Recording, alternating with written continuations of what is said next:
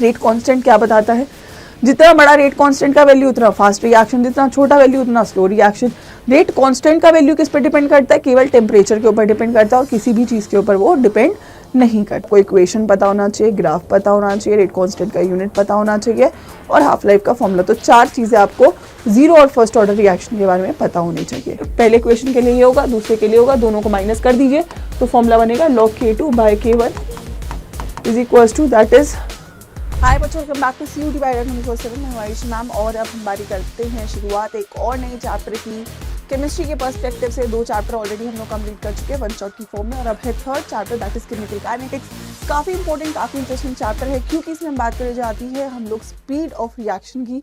जब भी हम केमिस्ट्री की बात करेंगे हम रिएक्शंस की बात करेंगे। पहली बात पढ़ते हैं रिएक्शन होते हैं या नहीं होते हैं, लेकिन जो चैप्टर डील करता है कि एक रिएक्शन कितना फास्ट है, कितना स्लो है, किन पैरामीटर्स पे उसकी स्पीड डिपेंड कर रही है, क्या चीज़ को बदलने से रिएक्शन की स्पीड में बदलाव हो सकता है, वो सारी बातों को बेटा हम इस चैप्टर में पढ़ते हैं। तो अगेन अ वेरी इंपॉर्टेंट और बहुत स्कोरिंग चैप्टर है फिजिकल के पर्सपेक्टिव से, क्योंकि जो कैलकुलेशन इस चैप्टर से आती है वो डिफिकल्ट नहीं होती है। अगर आपको एक बार फॉर्मूला क्लियर है, ग्राफ्स क्लियर है, तो आप बहुत इजीली इस चैप्टर में स्कोर कर सकते हो। तो आई थिंक आप किसी भी हालत में इस पे ढील नहीं दे सकते, राइट। सो शुरू करते हैं। आई होप सभी लोगों ने वीडियो को यहाँ पे लाइक कर दिया होगा और शेयर भी कर दिया होगा।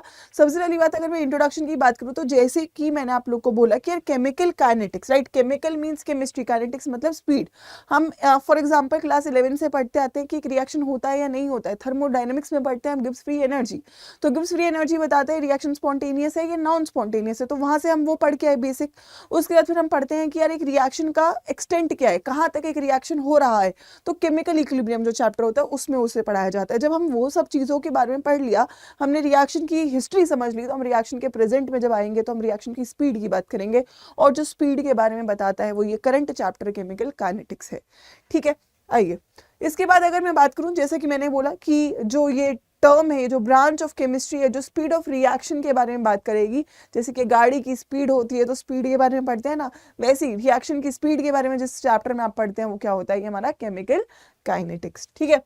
चलिए, तो अगर मैं केमिकल काइनेटिक्स की बात करूं तो क्या डील कर रहा है, रेट। अच्छा, स्पीड आप कैसे बोलोगे मैम, स्पीड तो होती है गाड़ी की लेकिन रिएक्शन की स्पीड नहीं है, रिएक्शन का रेट होता है। तो रेट ऑफ रिएक्शन को आप इस चैप्टर में बच्चों पढ़ते हैं, ठीक है। सुनते जाइएगा आराम से, ठीक है। आइए, अगर मैं रिएक्शन के टाइप की बात करूं तो देखो 3 टाइप के बेसिक रिएक्शन होते हैं। बहुत फास्ट रिएक्शन है, स्लो रिएक्शन है, मॉडरेट रिएक्शन है। बहुत फास्ट है तो उसे पढ़ ही नहीं पाओगे आप, स्लो है तो अगेन वो बहुत स्लो है, उसे कंप्लीट होने के लिए आपको बहुत सारी चीज़ों को देना पड़ेगा। लेकिन यहाँ पे हम उन रिएक्शंस को पढ़ते हैं जो मॉडरेट होते हैं, जिनके बारे में आप स्टडी कर सकते हैं, ठीक है, राइट। तो वेरी फास्ट रिएक्शन वो रिएक्शन जो बहुत जल्दी माइक्रो सेकेंड्स में कंप्लीट हो जाए, प्रेसिपिटेशन रिएक्शन है, न्यूट्रलाइजेशन रिएक्शन है जो बहुत जल्दी हो जाता है, ठीक है। वेरी फास्ट रिएक्शन का एग्जांपल रहेगा जैसे कि आपका ये प्रेसिपिटेशन रिएक्शन है जिसमें आपका AgCl आके सेटल डाउन होता है। वेरी स्लो रिएक्शन जैसे कि आपकी रस्टिंग है, जैसे कि आपके फॉसिल फ्यूल्स बनने का प्रोसेस है, बहुत स्लो प्रोसेस है, ठीक है। वो सारी चीजें हो जाएंगी यहाँ पे, ओके। तो अगर बच्चों हम बात करें फिर स्लो रिएक्शंस हम लोग के यहाँ पे हो जाते हैं, और अगर हम बात करें जिन रिएक्शंस को हम पढ़ते हैं वो मॉडरेट रिएक्शंस जो जनरली हम पढ़ते हैं पूरी केमिस्ट्री में, उसको हम इस चैप्टर में डिटेल में लेके चलते हैं, ठीक है। आइए, तो जैसे कि सुक्रोज का हमारा हाइड्रोलाइसिस हो गया, डिकम्पोजिशन रिएक्शन हो गया कोई, ठीक है। ऑल दोज रिएक्शन जो नॉर्मल मॉडरेट स्पीड में होते हैं वो हम लोग इस चैप्टर में पढ़ रहे होते हैं, ठीक है। अगर अब हम बात करें रेट और स्पीड ऑफ रिएक्शन की, तो यार देखो रेट की अगर हम बात करें तो reactant is getting converted to product, reactant की कंसेंट्रेशन समय के साथ बदल रही है, प्रोडक्ट की कंसेंट्रेशन समय के साथ बदल रही है। तो रेट क्या है, चेंज इन कंसेंट्रेशन, कितनी कंसेंट्रेशन में बदलाव आया, कितने समय में आया, दैट इज रेट। अब ये रेट आप रिएक्टेंट के टर्म्स में भी लिख सकते हो और प्रोडक्ट के टर्म्स में भी लिख सकते हो। रिएक्टेंट का कंसंट्रेशन घटेगा, प्रोडक्ट का कंसंट्रेशन बढ़ेगा, तो कितना घट रहा है कितने समय में वो भी रेट है, कितना बढ़ रहा है कितने समय में वो भी रेट है, right. So rate of reaction can be defined as the change in the concentration of any one of the reactant per unit time. जैसे अगर मैं रिएक्टेंट की बात करूं तो रिएक्टेंट में for example T2 minus T1 is a time change, reactant की concentration में चेंजेस R2 माइनस R1। तो क्योंकि रिएक्टेंट का कंसंट्रेशन डिक्रीज होता है तो इसलिए आप रिएक्टेंट के रेट के आगे माइनस का सिंबल लगाते हैं, राइट। सो रिएक्टेंट का rate is minus change in reactant का concentration upon change in time, ऊपर रिएक्टेंट के कंसंट्रेशन का change upon change in time, ठीक है। वहीं अगर मैं प्रोडक्ट की बात करूं तो प्रोडक्ट बढ़ रहा है धीमे धीमे समय के साथ साथ, तो P2 minus P1 is a positive value, right. So change in concentration of product या increase in concentration of product upon change in time, right. So product की टर्म में भी आप रेट ऑफ रिएक्शन लिख सकते हो, रिएक्टेंट की term में भी लिख सकते हो। बस रिएक्टेंट के लिए माइनस का सिंबल यूज करोगे, प्रोडक्ट के लिए प्लस का सिंबल यूज करोगे। माइनस का सिंबल डिनोट करता है कि रिएक्टेंट का कंसंट्रेशन डिक्रीज हो रहा है, और also rate of reaction should always be a positive value, rate कभी भी माइनस नहीं आता है, ठीक है, राइट। तो ऐसे ही अगर मैं बात करूं नॉर्मल ग्राफ की, कि अगर हम ग्राफिकली भी इसको शो करना चाहें तो आप लोगों को, अगर मैं रिएक्टेंट की बात करूं तो रिएक्टेंट समय के साथ घटेगा, रिएक्टेंट का कंसंट्रेशन टाइम के साथ घटेगा, और प्रोडक्ट का कंसंट्रेशन टाइम के साथ आपका इंक्रीज कर रहा होगा, ठीक है। तो ऐसा कुछ हमारा ग्राफ दिखता है। अगर मैं यूनिट की बात करूं तो कंसंट्रेशन का यूनिट मोल पर लीटर हो सकता है, तो मोलारिटी सेकेंड इनवर्स मोल पर लीटर, सेकेंड इनवर्स मोल पर लीटर, मिनट इनवर्स मोल पर डेसीमीटर की पावर -1 -3, दैट इज अगर मैं इसे डेसीमीटर में कन्वर्ट करूं मिनट इनवर्स। तो रेट की ये सारी यूनिट्स आपकी पॉसिबल हैं, ठीक है। आइए प्रेशर की टर्म्स में भी अगर मैं ले रही हूँ, फॉर एग्जांपल किसी गैस की मैं रेट की बात करूँ, तो गैस की जो आप कंसंट्रेशन है प्रेशर में शो करते हो, तो it is ATM second inverse, है ना। चलिए, तो अगर मैं आगे बढ़ूं, units of rate of reaction involving gases can be expressed as, everybody knows that is ATM second inverse, हम उसको शो कर सकते हैं, ठीक है। Concentration of reactant changes with the time, reactant का डिक्रीज होता है ना, डिक्रीजेस विद टाइम, ठीक है। Concentration of product increases with time, ठीक है। तो ये सब हमारे पास क्वेश्चन रहेंगे। आइए अब रिएक्शन, अच्छा एक चीज और ध्यान रखना, अगर आपके पास कोई भी नॉर्मल इक्वेशन है 2A + 3B गिविंग 4C, तो इसके लिए अगर मैं रेट लिखूं तो जो भी स्टीशियोमेट्री होती है वो रेसिप्रोकल में जाती है, तो रिएक्टेंट है माइनस डेल्टा A/डेल्टा T, और आगे स्टीशियोमेट्री में 2 है तो ये 1/2। रिएक्टेंट के टर्म्स में लिख रही हूँ, B के टर्म्स में लिखूं -1/3 डेल्टा B/डेल्टा T, ठीक है। अगर मैं C इज प्रोडक्ट तो 1/4 डेल्टा C/डेल्टा T, ठीक है, क्लियर है, राइट। तो हमेशा याद रखना ये भी रेट है, ये भी रेट है और ये भी रेट है, तीनों का वैल्यू बराबर आएगा, ठीक है। These are rate of reactions. अगर मेरे पास फॉर एग्जांपल 1/2 A गिविंग 4 भी है तो रेट क्या हो जाएगा, तो रेसिप्रोकल ही लेना है, तो 1/2 का रेसिप्रोकल 2 होगा, माइनस का सिंबल रहेगा डेल्टा A/डेल्टा T, और 1/4 डेल्टा B/डेल्टा T। रेसिप्रोकल करना है स्टीशियोमेट्री का। इंडिविजुअल अगर मैं डेल्टा A डेल्टा B की बात करूं तो this is rate of disappearance of A, individual बिना स्टीशियोमेट्री के, this is rate of appearance of B. और अगर मैं पूरा वैल्यू लूं जैसे कि 2 के साथ, तो ये है रेट ऑफ रिएक्शन, ठीक है। और अगर इसकी मैं बात करूं तो ये भी क्या है, रेट ऑफ रिएक्शन। लेकिन अगर मैं बोलूं डेल्टा A/डेल्टा T क्या है, तो आपको 2 को उधर लेके जाना पड़ेगा, क्योंकि रेट ऑफ डिसअपियरेंस केवल डेल्टा A/डेल्टा T है, तो 2 आपका इधर जाएगा, ठीक है। तो इट इज 1/8 ऑफ डेल्टा B/डेल्टा T। और अगर मैं बोलूं कि rate of disappearance of appearance of B बताओ, तो ये 4 उधर चला जाएगा, तो 4 उधर जाएगा तो मल्टीप्लाई हो जाएगा, तो दैट इज -8 डेल्टा A/डेल्टा T, ठीक है। तो आपको ध्यान रखना है अपीयरेंस और डिसअपियरेंस में आपको स्टीशियोमेट्री को काउंट नहीं करना है, रेट ऑफ रिएक्शन में आपको स्टीशियोमेट्री को काउंट करना होगा, ठीक है। अब रेट ऑफ रिएक्शन आप 2 टाइप से रिप्रेजेंट कर सकते हो, पहला होता है एवरेज रेट ऑफ रिएक्शन, दूसरा होता है हमारा इंस्टेंटेनियस रेट ऑफ रिएक्शन, ठीक है। तो एवरेज रेट और इंस्टेंटेनियस रेट, ठीक है। Average rate is for example जब आप गाड़ी चला रहे होते हो तो एक पर्टिकुलर स्पीड में चला रहे हो, for example 20 kilometre per hour, 30 kilometre per hour एक स्पीड में चला रहे हो, ठीक है।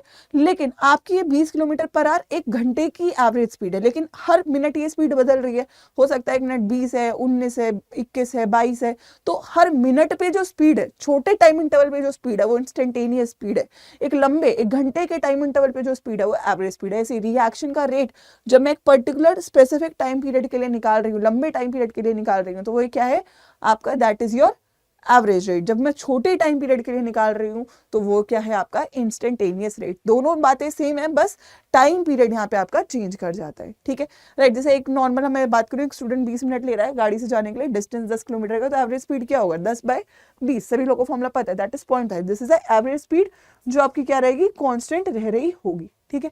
तो average rate of reaction is the rate of chemical reaction in appreciable interval of time. छोटा टाइम पीरियड है बट आप उसे देख सकते हो। तो अगर मैं यहाँ पे बात करूँ अप्रिशिएबल रेट ऑफ टाइम की, तो जैसे रेट ऑफ डिसअपियरेंस की मैं बात करूँ तो आप इसको डेल्टा से शो करते हो, याद रखना। जब भी मैं बात करूँ एवरेज को तो मैं चेंज को डेल्टा से शो करती हूँ, तो रिएक्टेंट का minus delta R by delta T, that is R2 minus R1 upon T2 minus T1, right. Negative sign हमेशा आपकी decrease in concentration of reactant बताते हैं। प्रोडक्ट का क्या हो जाएगा, delta P by delta T. बस अब मैंने चेंज को डेल्टा से शो करा है, ठीक है। लेकिन अगर वहीं पर मैं बात करूं किसकी, इंस्टेंटेनियस रेट की, अच्छा ग्राफ भी देख लो आप, फॉर एग्जांपल ग्राफ निकाल रही हूँ, रेट घट रहा है, तो मैं इतने बड़े टाइम इंटरवल के लिए निकाल रही हूँ, ये जो टाइम इंटरवल है इसके लिए मैं रेट निकाल रही हूँ, थोड़ा सा बड़ा है तो इसलिए that is the average rate, ठीक है। ऐसी प्रोडक्ट के लिए भी मैं इस टाइम इंटरवल के लिए निकाल रही हूँ, दैट इज T1 T2 के लिए निकाल रही हूँ, तो दिस इज ऑल्सो प्रोडक्ट का अप्रिशिएबल टाइम चेंज, ठीक है। वहीं अगर मैं बात करूँ आपके दैट इज आपके इंस्टेंटेनियस रेट की, ठीक है। एक क्वेश्चन देख लो उसके बाद फिर बताते हैं।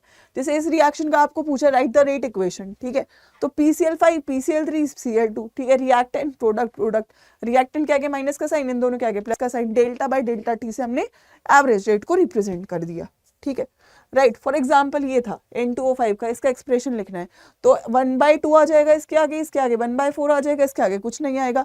रिएक्टेंट है तो माइनस आएगा, प्लस आएगा, और चेंज को डेल्टा बाय डेल्टा टी से शो कर देंगे, ठीक है, क्लियर है। आइए इसके बाद आगे बढ़ते हैं। दूसरा है हमारा इंस्टेंटेनियस रेट ऑफ रिएक्शन, जो कि एक पर्टिकुलर इंस्टेंट के लिए निकाल रहे हैं, बहुत ही छोटे टाइम पीरियड के लिए हम इसको निकाल रहे होंगे, ठीक है। सो अगर मैं यहाँ पे बात करूँ इंस्टेंटेनियस रेट ऑफ रिएक्शन की, तो instantaneous rate larger time interval के लिए होता है। जैसे सेम रिएक्शन को अगर मैं डेल्टा बाय डेल्टा टी से शो करूंगी तो वो क्या हो जाएगा, एवरेज रेट। लेकिन अगर मैं डी बाई डी टी से शो करूंगी that is a instantaneous rate. Delta is for a larger change, D is for a infinitely small change. तो सेम ही मेरे पास भाई फॉर्मूला वही है, P2 minus P1 R2 minus R1, concentration change वही है, लेकिन लिखने का तरीका बदल जाता है इंस्टेंटेनियस और एवरेज रेट के अंदर, ठीक है, राइट। सेम ही हमारा ग्राफ रहेगा इसके लिए भी। आइए फॉर एग्जाम्पल मेरे पास एक क्वेश्चन है ये, जैसे कि मेरे पास फॉर दिस रिएक्शन ये दे रखा है आपको रिएक्शन, और यू हैव बीन आस्क्ड कि for this rate of reaction is, तो रेट ऑफ रिएक्शन क्या होगा अगर मैं बोलूँ तो -1/2 dN2O5/dt, है ना, that is equals to 1/4 dNO2/dt, that is equals to DO2/dt। तो ये सारे एक्सप्रेशन वैलिड रहेंगे। अब कौन सा वैलिड नहीं है, 1/2 N2O5/dt सही है, that is 2d/dt of N2O5 अगर मैं निकालूं तो अगर मैं बात करूं 1/2, हाँ नहीं सॉरी ये गलत हो जाएगा क्योंकि इसके आगे माइनस का सिंबल नहीं है, तो ये भी गलत है, ये भी गलत है, ये भी गलत है। 1/4 वाला एक्सप्रेशन सही होगा, तो option number C would have been your correct answer, ठीक है, राइट। आइए, rate of reaction at particular instant is called instantaneous rate. So moral of the story is कि यार देखो आपको यहाँ तक दो बातें समझ में आनी चाहिए कि रिएक्शन का रेट क्या है। रेट क्या है, change in concentration by change in time. Reaction के रेट को किसके टर्म्स में लिख सकते हो, प्रोडक्ट और रिएक्टेंट दोनों की टर्म्स में लिख सकते हो। प्रोडक्ट के लिए प्लस का सिंबल लगेगा, रिएक्टेंट के लिए माइनस का सिंबल लगेगा। अगर कोई स्टीशियोमेट्री है तो उसको रेसिप्रोकल में लेकर जाएंगे। रेट ऑफ अपीयरेंस या डिसअपीयरेंस निकालना है तो अपीयरेंस प्रोडक्ट का, डिसअपीयरेंस रिएक्टेंट का, स्टीशियोमेट्री को क्रॉस मल्टीप्लाई करके नॉर्मल आपका, अगर रिएक्टेंट ए है तो -dA/dt निकाल दो, प्रोडक्ट बी है तो dB/dt निकाल दो। अब यही रेट दो तरीके से लिखा जा सकता है, एक होता है इंस्टेंटेनियस रेट, एक होता है average rate. Average rate appreciable time period के लिए होता है, इंस्टेंटेनियस रेट छोटे टाइम पीरियड के लिए होता है। एवरेज रेट को डेल्टा बाय डेल्टा टी से शो करते हैं और इंस्टेंटेनियस को d/dt से शो करते हैं, दैट इज इट। इसके बाद जो कहानी शुरू होती है वो हमारी शुरू होती है for your factors that influence the rate of reaction. कौन कौन से फैक्टर से रिएक्शन की स्पीड इंक्रीज कर सकती है या डिक्रीज कर सकती है, ठीक है। ऑलराइट, सो अगर मैं फैक्टर्स की बात करूं बच्चों, तो फैक्टर्स हमारे मेनली क्या क्या रहेंगे। सबसे पहले obviously nature of reactants, concentration of reactants, temperature और कैटलिस्ट। कंसंट्रेशन रिएक्टेंट्स का, प्रोडक्ट का नहीं होगा, टेम्परेचर और साथ में कैटलिस्ट, ठीक है। नेचर ऑफ रिएक्टेंट्स का मतलब ये है कि आपके रिएक्टेंट्स आयोनिक हो सकते हैं या कोवलेंट हो सकते हैं, तो कौन सा बॉन्ड तोड़ने में ज़्यादा टाइम लगता है। तो अगर मैं बोलूँ ionic bonds are easy to break, ionic reactions are faster in comparison to your covalent reactions। तो हमेशा अगर मैं नेचर की बात करूँ तो ionic ones will react faster, covalent bonds need more bond dissociation and association enthalpy, इसलिए covalent reactions आपके slightly slow रहेंगे, ठीक है। अगर मैं कंसंट्रेशन की बात करूँ तो यहाँ पे आपकी आती है सबसे इंपॉर्टेंट लॉ, जो रेट लॉ होती है, लेकिन वो ड्राइव करी जाती है लॉ ऑफ मास एक्शन से, जो इक्विलिब्रियम में आप पढ़ते हो, ठीक है। फॉर एग्जांपल आपका ये रिएक्शन है, ठीक है, तो मैथमेटिकली हम बोलेंगे rate is directly proportional to the concentration of reactant A और बी, ठीक है। और this the rate of reaction is directly proportional to the product of the molar concentration of reactant raised to the power of respective stoichiometric coefficient, बोलता है rate of what, mass action, ठीक है। Mass action में मैं इसको स्टीशियोमेट्री के power में लेके जाती हूँ। लेकिन अगर मैं रेट लॉ की बेटा बात करूँ, तो अगर मैं रेट लॉ की बात करूँ, एक सेकेंड, अगर मैं रेट लॉ की बात करूँ तो रेट लॉ कहता है कि rate is directly proportional to the concentration of the reactant raised to some power x और y, ठीक है, जहाँ पे x और y could और could not be the stoichiometry। तो रेट बराबर होता है किसके, रेट कांस्टेंट आता है यहाँ पे a की पावर x और b की power y, this is your rate law, ठीक है। तो रेट लॉ ये कहता है कि rate of reaction is directly proportional to the reaction का concentration raise to some power x और y, जहाँ पे x और y का जो सब है वो रिएक्शन का क्या होता है, ऑर्डर कहलाता है, ठीक है। यहाँ पे हमारे रिएक्शन दो टाइप के होते हैं, एक होता है एलिमेंट्री रिएक्शन, एक होता है कॉम्प्लेक्स रिएक्शन। अगर मैं एलिमेंट्री रिएक्शन की बात करूँ तो रिएक्शन जो सिंगल स्टेप में होगा, एक स्टेप में होगा, वो आपके क्या होते हैं, elementary reaction. All the reaction जो सिंगल स्टेप में हो रहे हैं वो क्या है, एलिमेंट्री रिएक्शन। अगर एक रिएक्शन एक से ज्यादा स्टेप में हो रहा है, सीक्वेंस ऑफ एलिमेंट्री रिएक्शंस में हो रहा है, तो उसे बोलेंगे कॉम्प्लेक्स रिएक्शन। और कॉम्प्लेक्स रिएक्शन में जो सबसे स्लोएस्ट स्टेप होगा, जो कि ऑब्वियसली एक एलिमेंट्री रिएक्शन है, that is called the rate determining step of a complex reaction. तो रिएक्शन एलिमेंट्री और कॉम्प्लेक्स मैम क्यों हो रहा है, तो ये इसलिए होता है because of the reactants, reactant का नंबर। अगर रिएक्टेंट का नंबर 3 से कम है तो वो एक सिंगल स्टेप में होगा, लेकिन 3 से ज्यादा होगा तो उसकी कोलिजन होने की जो प्रोबेबिलिटी है एक ही स्टेप में वो कम हो जाती है। तो जब रिएक्टेंट का नंबर 3 से ज्यादा होता है तो वो मल्टीपल स्टेप्स में होता है, और मल्टीपल स्टेप में जो रिएक्शन होता है वो कॉम्प्लेक्स होता है। मल्टीपल स्टेप में कोई एक स्टेप स्लो होगा, जो स्टेप स्लो होगा वो रेट डिटरमाइनिंग स्टेप होगा, क्योंकि उसका रिएक्शन उस स्टेप का जो ऑर्डर है वो पूरे के पूरे रिएक्शन का ऑर्डर कहलाता है, ठीक है। सभी लोगों को बात समझ में, that is your complex reaction, ठीक है। जैसे कि मेरे पास ये रिएक्शन है, ठीक है, तो यहाँ पे आपको दिख रहा है नंबर ऑफ रिएक्टेंट ज्यादा ही है, 4 है, तो 2 स्टेप में रिएक्शन हो रहा है, ठीक है, एक स्टेप स्लो एक स्टेप फास्ट। तो जो स्लो स्टेप है वो मेरा रेट डिटरमाइनिंग स्टेप है। तो इसके हिसाब से अभी एक एलिमेंट्री रिएक्शन है, और एलिमेंट्री रिएक्शन का मॉलिक्युलैरिटी ऑर्डर के बराबर होता है। What is molecularity, molecularity is the number of reactant in elementary reaction. अभी एलिमेंट्री रिएक्शन है, रिएक्टेंट कितने हैं, 2 + 1 3, तो ऑर्डर भी कितना होगा, 3। तो रेट बराबर क्या हो गया, KNO की पावर 2 × H2। इससे मैंने रेट नहीं निकाला, मैंने इससे रेट निकाला because this is my slow step. तो कॉम्प्लेक्स रिएक्शन का जो स्लो स्टेप होता है वो मेरा रेट डिटरमाइनिंग स्टेप होता है। सभी लोगों को बात क्लियर है। जैसे एक और रिएक्शन है, ये भी 2 स्टेप में हुआ, और यहाँ पे ये स्लो स्टेप है, तो यहाँ पे रेट अगेन फिर किस पे डिपेंडेंट है, that is rate is dependent on NO2, और NO2 के 2 मोल्स है तो NO2 की पावर 2, ठीक है।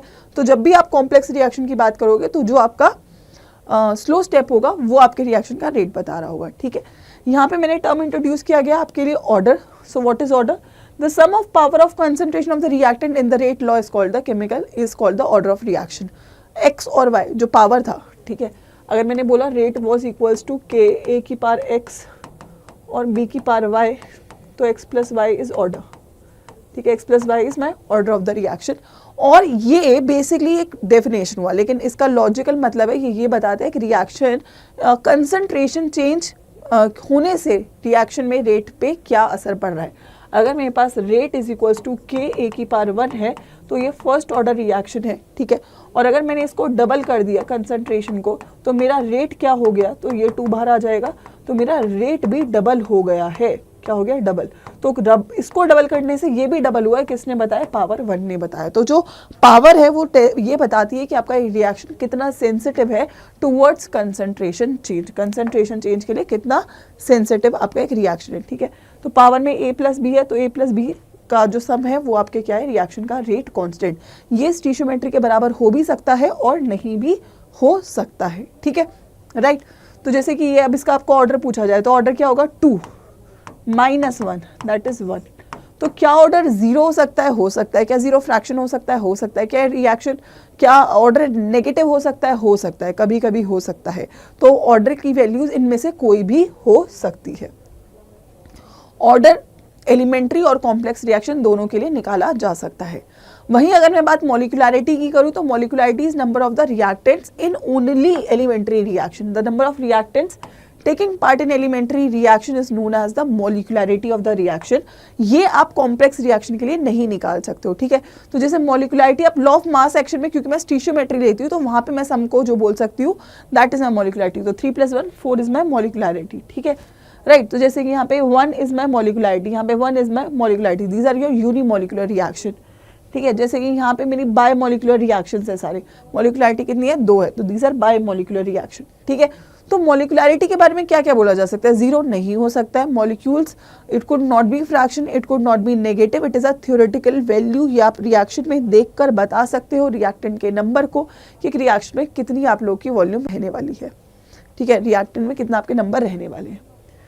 ठीक है, right. Difference between order and molecularity की अगर मैं फाइनली बात करूं, ऑर्डर सम ऑफ पावर है, मॉलिक्युलरिटी नंबर ऑफ रिएक्टेंट्स है। ठीक है, order of the reaction is experimental, molecularity is a theoretical value.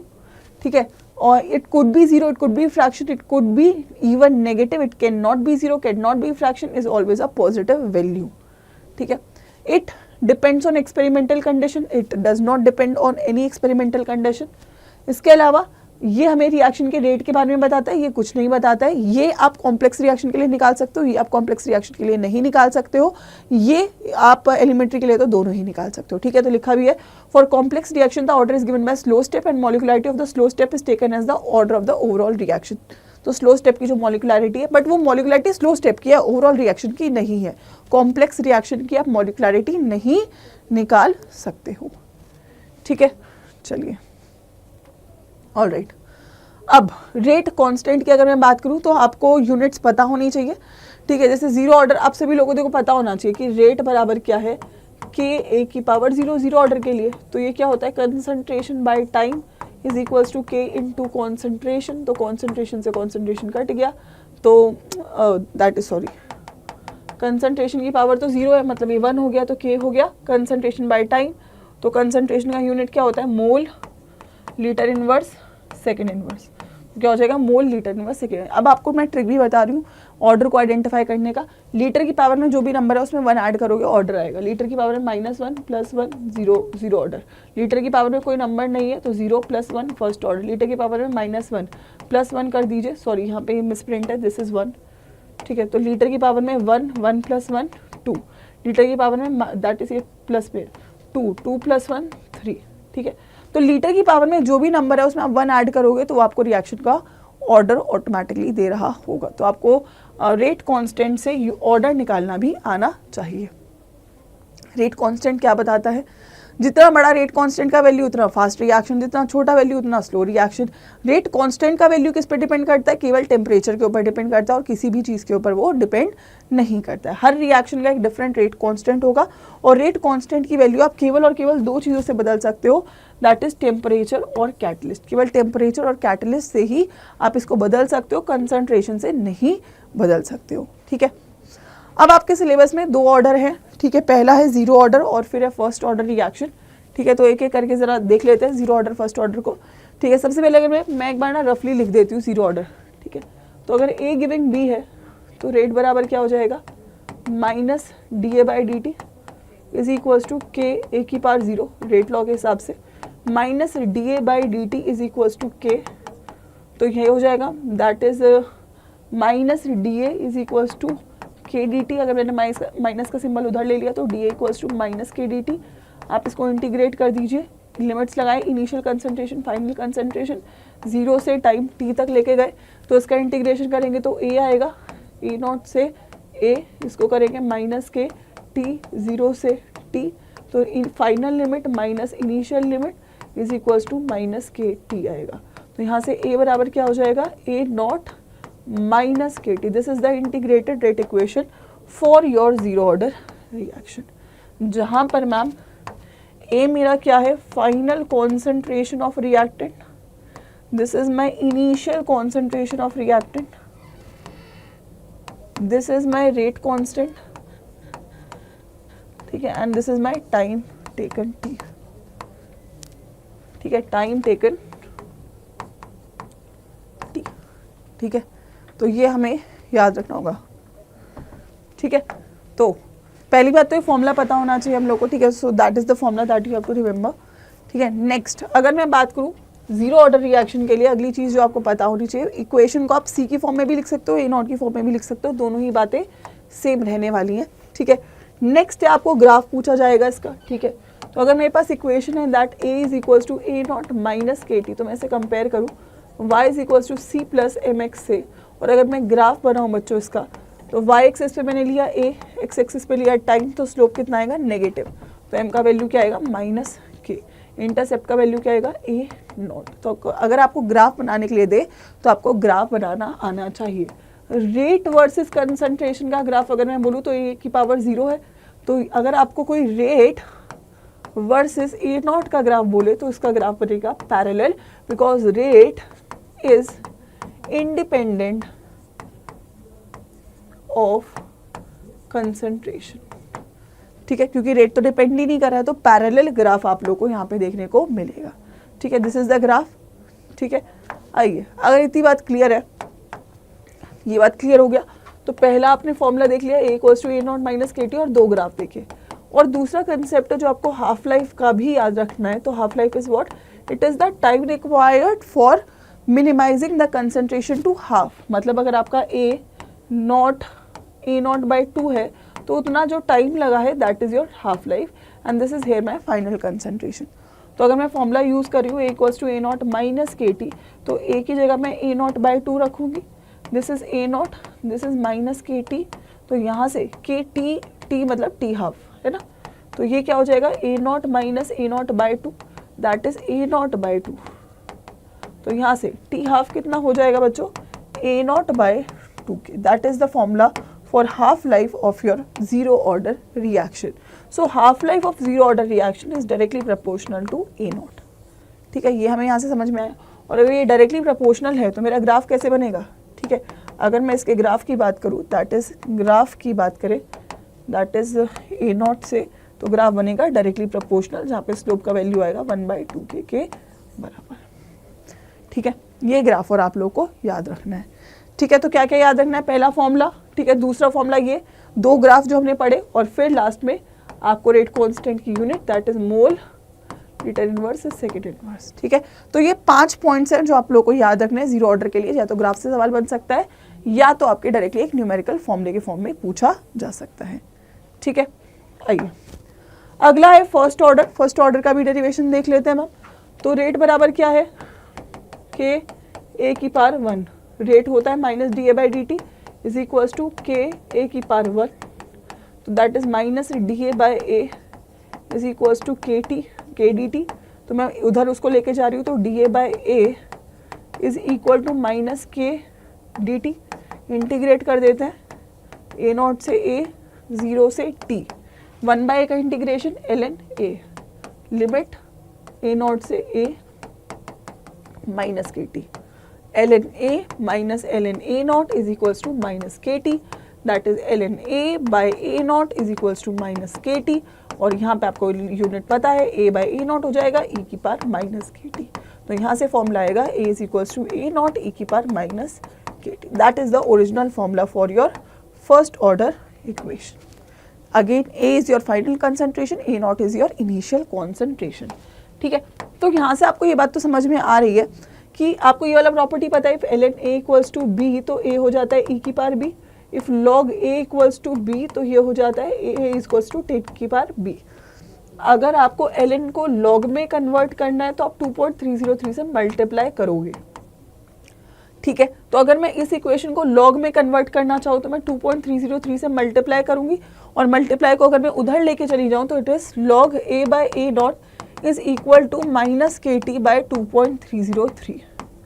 और अगर आप इस माइनस सिंबल को हटाना चाहते हो तो आप रेसिप्रोकल कर सकते हो, तो A naught by A is equals to K T by 2.303। ये फॉर्मूला आप लोग को यूज करना होगा, and this is the correct answer. ठीक है, this is the formula that I want you all to remember. ये फॉर्मूला है जो आप लोग याद रखेंगे। ठीक है, what is the formula, log a naught by A is equals to K T by 2.303। यहाँ से एक और फॉर्मूला आ जाएगा, log a not minus log a is equals to K T by 2.303। तो यहाँ से आप बोल सकते हैं क्या, log a not is equals to log a plus K T by 2.303। यहाँ से आप बोल सकते हैं log a is equals to log a not minus K T by 2.303। ये सारे फॉर्मूलेज आप एक ही फॉर्मूले से निकाल सकते हो। क्यों निकाला मैंने ये सारा फॉर्मूला, क्योंकि मुझे यहाँ पे आपको ग्राफ देना है। ठीक है, तो अगर हम इसमें ग्राफ की बात करें बच्चों, तो 3 ग्राफ तो निकल सकते हैं मेरे यहाँ से। ठीक है, क्या अगर मैं ग्राफ बना रही हूँ log A not by A versus time के, तो ये इक्वेशन बनेगा y equals to M X का, कोई इंटरसेप्ट नहीं है, पॉजिटिव स्लोप है। अगर मैं इसकी बात करूँ तो y is equals to C plus M X का, पॉजिटिव स्लोप आ रहा है, log A naught versus time का graph is a positive slope, जहाँ पे m का वैल्यू है k बाय 2.303। और अगर मैं यहाँ पे कंपेयर करूँ y is equals to C plus M X से, तो नेगेटिव स्लोप है, तो log a वर्सेस टाइम का ग्राफ नेगेटिव बनेगा, जहाँ पे m का वैल्यू रहेगा माइनस k बाय 2.303। ठीक है, राइट। तो आपको ये बस पता होना चाहिए, अगर मैं यही graph ln a not by A versus time का बनाऊंगी तो स्लोप यहाँ पे भी कितना आएगा k। अगर मैं graph ln a not versus time का बनाऊंगी तो स्लोप आएगा k। अगर मैं graph ln a versus time का बताऊंगी तो स्लोप आएगा माइनस k, 2.303 हट जाएगा, ग्राफ आपका सेम ही आएगा। तो तीनों ग्राफ्स आपके क्लियर होने चाहिए। ठीक है, इसके अलावा और कौन सा ग्राफ आना चाहिए मैम? रेट वर्सेस कंसंट्रेशन का, तो रेट बराबर है k a की पावर 1। तो अगर मैं कंसंट्रेशन वर्सेस टाइम का ग्राफ बनाऊंगी तो डायरेक्ट कंसंट्रेशन वर्सेस रेट का ग्राफ बनाऊंगी, सॉरी उधर रेट लेना पड़ेगा। अगर मैं बच्चों रेट वर्सेस कॉन्सेंट्रेशन का ग्राफ बनाऊंगी तो डायरेक्टली प्रोपोर्शनल का ग्राफ बनेगा।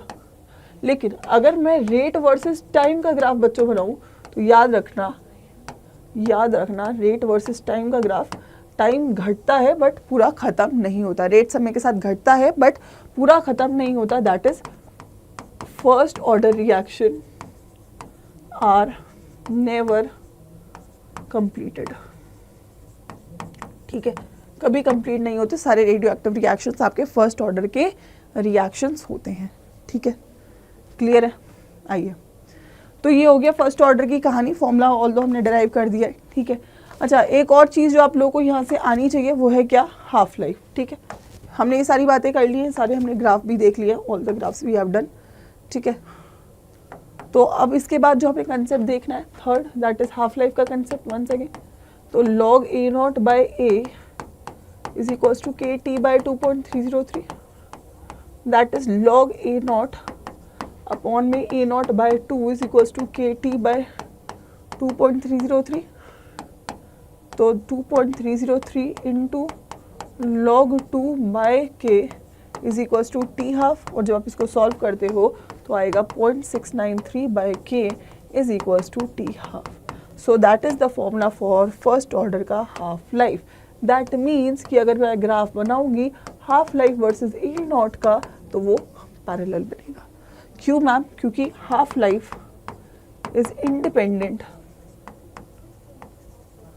Of concentration of reactant for first order reaction. ठीक है, राइट है, सभी लोगों को क्लियर है बात? ठीक है, तो बेसिकली ना यहाँ से हमारे दो फॉर्मूले बेस्ड चीज़ें बन सकती हैं, जीरो ऑर्डर और फर्स्ट ऑर्डर की। आपको इक्वेशन पता होना चाहिए, ग्राफ पता होना चाहिए, रेट कांस्टेंट का यूनिट पता होना चाहिए और हाफ लाइफ का फॉर्मूला। तो चार चीज़ें आपको जीरो और फर्स्ट ऑर्डर रिएक्शन के बारे में पता होनी चाहिए। ठीक है, फिर यहाँ से एक छोटा सा कंसेप्ट बच जाता है, that is pseudo first order reaction का। तो देर आर सम रिएक्शंस जो हायर ऑर्डर के होते हैं बट फर्स्ट ऑर्डर की तरह बिहेव कर रहे हैं। ठीक है, तो जनरली यहाँ पे हम बायोमोलिकुलर रिएक्शंस की बात करें जो फर्स्ट ऑर्डर की तरह बिहेव करेंगे because of some conditions, that is जैसे ना इन्वर्जन ऑफ केन शुगर है, तो यहाँ पे आप पानी को ना एक्सेस में ले लेते हो।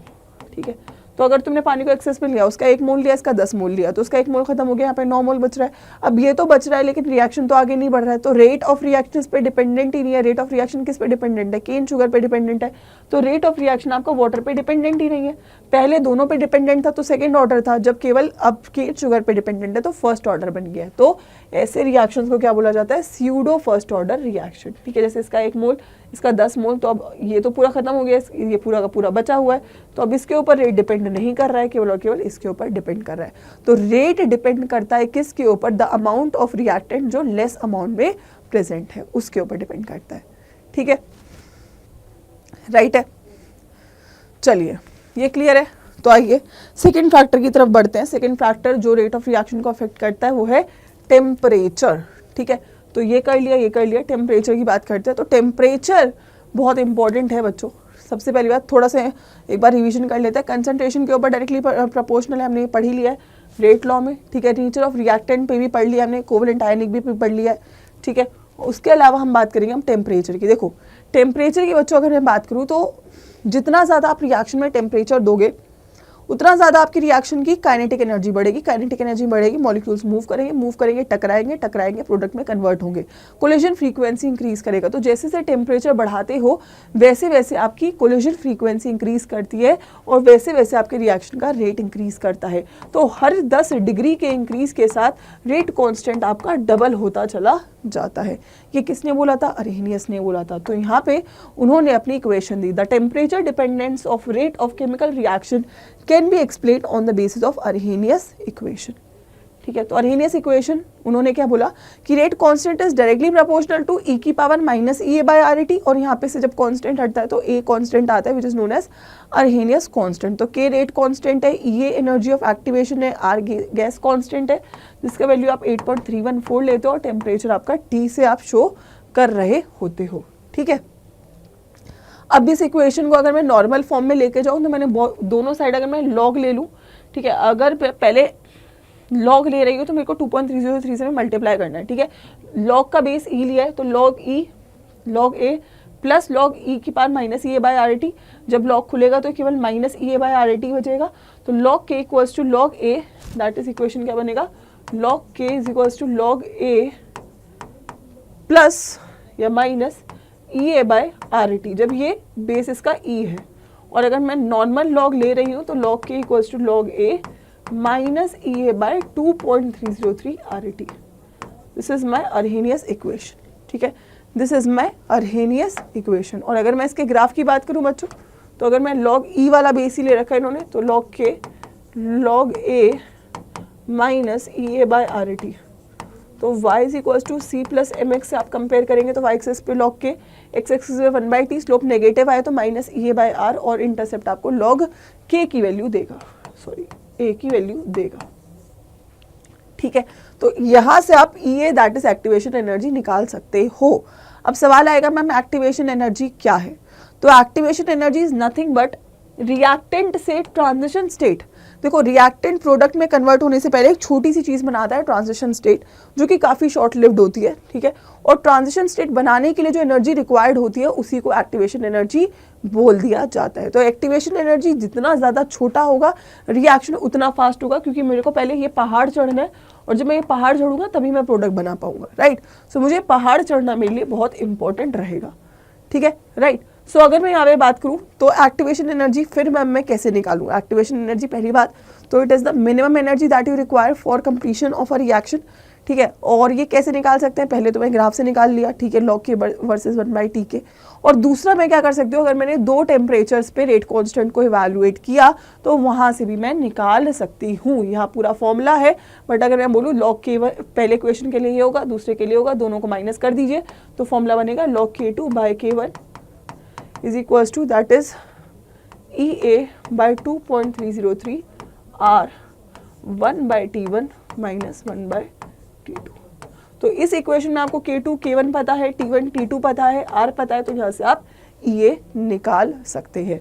So that is the equation that you people can use for calculating the activation energy। तो दो तरीकों से निकाल सकते हो। पहला ग्राफ बना दीजिए, ठीक है, बिटवीन योर लॉग के एंड 1/t, और दूसरा है आप अगर दो टेम्परेचर पे एक रिएक्शन को लो और उसके रेट कांस्टेंट को कंपेयर करो तो वहां से भी आप लोग निकाल सकते हो। ठीक है, which of the following gives the equation between the constant and collision frequency? So everybody knows the equation is option number A. ठीक है, चलिए आइए, what is the slope of the graph obtained between log K versus 1/t? Everyone knows minus E A by R. ठीक है, what is the intercept? Intercept हो जाता है log ए, base में ई रखना है। It the equation which relates K at two different temperature, which of the following is taken at higher temperature? तो obviously T2 higher होता है और T1 लोअर होता है। ठीक है, right, and there comes the third part. ठीक है, एक्टिवेशन एनर्जी, ऑल्दो मैं आप लोगों को एक्सप्लेन कर चुकी, it is the energy required, minimum amount of energy required to start a reaction, initiate a reaction, that is this is your activation energy। और reactant और प्रोडक्ट के बीच की एनर्जी को बोलते हैं इंथैल्पी। ठीक है, अब जैसे यहाँ पे रिएक्टेंट की एनर्जी ज्यादा है, प्रोडक्ट की कम है, तो डेल्टा H क्या हुआ? प्रोडक्ट माइनस रिएक्टेंट, तो यहाँ पे प्रोडक्ट की ज़्यादा है या रिएक्टेंट की ज़्यादा है, तो रिएक्टेंट की ज़्यादा है तो आंसर नेगेटिव में आएगा। तो this is a exothermic reaction. Exothermic reaction का ग्राफ है ये आपका।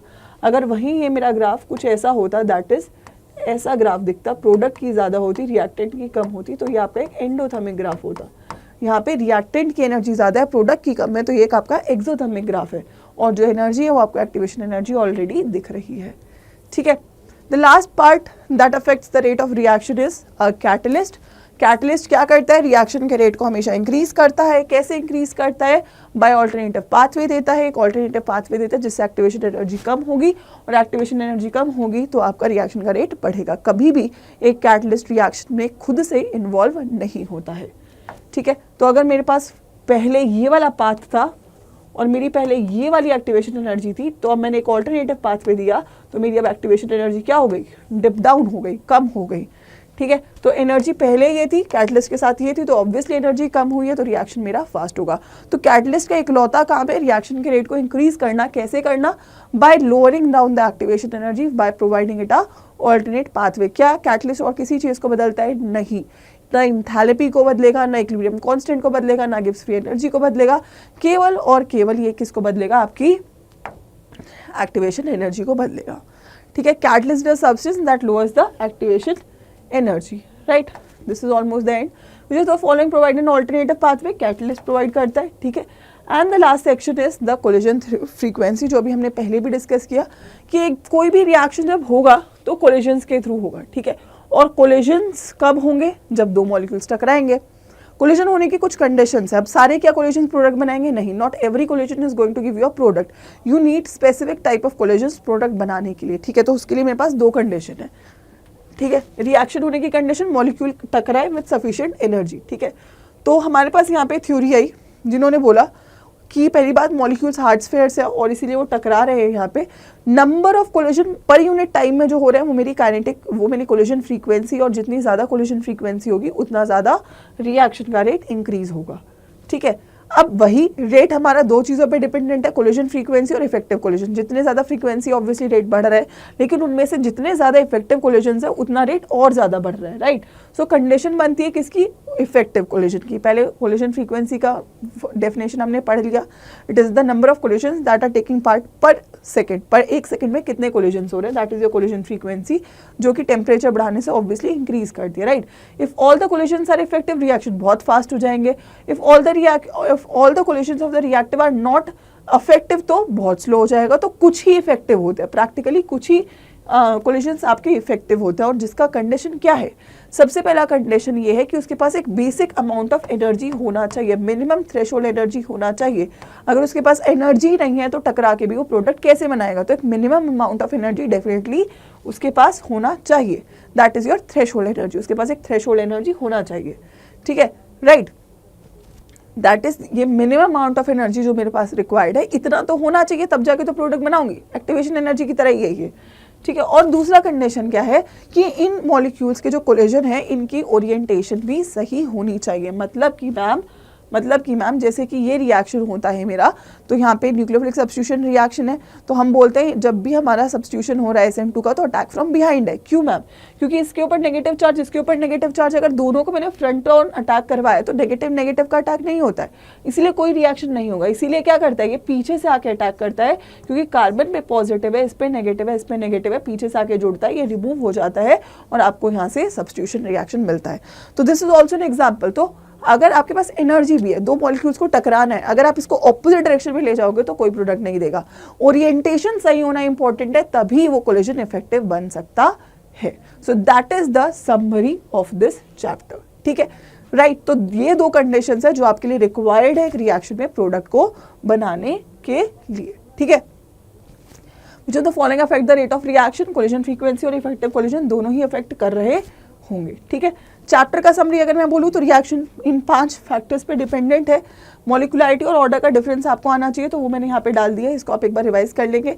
फर्स्ट ऑर्डर, मैंने सेकंड ऑर्डर भी डाला है, बट 0 और फर्स्ट ही सिलेबस में, 0 और फर्स्ट ऑर्डर का पूरा समरी सारा यहाँ पे मैंने डाल दिया है। ठीक है, अब दूसरी इंपॉर्टेंट बात ये है कि यू नीड टू अंडरस्टैंड बच्चों की जितने भी वन शॉट्स है ना, this is a very special thing जो आपके रिवीजन के पर्सपेक्टिव से, आपके चैप्टर की अंडरस्टैंडिंग के हिसाब से बहुत इंपॉर्टेंट है। तो बेयर मिनिमम आपको ये 1 शॉट्स तो कंप्लीट करने ही है। साथ में जब हम लाइव में प्रैक्टिस कर रहे हैं तो वो आपको प्रैक्टिस भी अटेंड करना है। दिस इज़ फॉर समबडी जो बैचेस अफोर्ड नहीं कर सकता है किसी भी रीज़न की वजह से। लेकिन जो बच्चे बैचेस अफोर्ड कर सकते हैं, जो अपनी पूरे साल के लिए एटलीस्ट एक जगह पढ़ सकते हैं डिटेल्ड मैनर में, उनके लिए ज़रूरी है कि आप इसके साथ एक बैच को डेडिकेटेडली फॉलो करो, क्योंकि बैचेस में आपको ओवरऑल मैनर में डेप्थ में जाके हर एक चीज़ पे फोकस करके चीज़ों को बहुत सिंसियरली और बहुत ही प्रॉपर वे में पढ़ाया जा रहा है। तो इट इज़ बेटर कि आप अगर पॉसिबल है और आप सीरियस हो 12th के लिए, CUT के लिए, आपको टाइम वेस्ट नहीं करना है, आपको अच्छा रिजल्ट लाना है, प्रेशर नहीं फील करना है, और आप अफोर्ड कर सकते हो और अपनी एजुकेशन के लिए आप साल में मतलब महीने की 1,000 रुपये की फ़ीस या पूरे साल की 8-9 हज़ार की फ़ीस आप अफोर्ड कर सकते हो, जो कि अगर मैं एज अ स्टूडेंट होती तो मैं कर लेती, क्योंकि मुझे पता है कि ये फ़ीस मेरे को आगे जाके ऑब्वियसली रिजल्ट देने वाली है। तो I would suggest you all कि आप बैचेस इसके साथ जब लगाओगे तो आपको बहुत बेटर रिजल्ट मिल रहे होंगे। ठीक है, बैचेस में ये मेरा डिस्काउंट कोड है Y513 जो आप यूज़ करोगे। और मैं एक बार बता देती हूँ कि करंट बैच हमारे पास कौन सा है फिलहाल के लिए। तो आपको नॉर्मल सर्च करना है ADA 24/7 और यहाँ पे ऑल कोर्सेज में जाके UG PG में CUT UG साइंस सेक्शन में जाना है और यहाँ पे हमारा समर्थ बैच है जो भी करंट है, नया है। वैसे महापैक का ऑप्शन भी है, उसमें सारे बैचेस आ जाते हैं। अगर आप पॉसिबल है तो वो कर लो, अदरवाइज़ आपको थोड़ा सा लिमिटेशन है इकोनॉमिकली, तो आप जो है ये वाला बैच इसको और डिस्काउंट प्राइस करने के लिए 5513 आप अप्लाई कर दीजिएगा। तो 9352 का ये बैच है और वैसे भी अभी सबसे ज़्यादा डिस्काउंट इस पर चल रहा है।